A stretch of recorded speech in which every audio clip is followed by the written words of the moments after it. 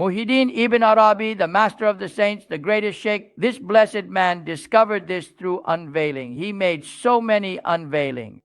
He foretold the Ottomans 150 to 200 years in advance. Before Osman Ghazi was even in his mother's womb, before he was even conceived, he declared everything and said, after the companions, the most upright state will be the Ottoman state. 150 years earlier, Osman Ghazi didn't even have a name yet. But this is how the saints are. He said, it will be the Ottoman state. Look, after the companions, meaning better than the Umayyads, better than the Abbasids, better than the Seljuks, better than the Mamluks, better than all. The most upright after the companions is the Ottoman state, he said. He mentioned the initials, the first letters of all the sultans. How many sultans are there? 36.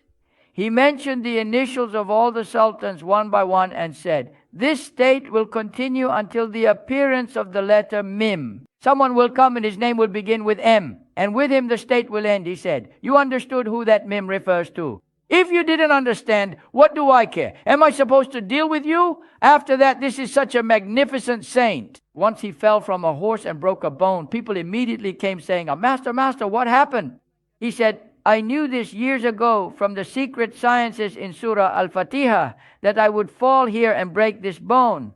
But there is no remedy against destiny. If it is destined to happen, Allah executes His decree. He was so deeply grounded in knowledge, so firmly rooted, that he could understand everything from the Quran.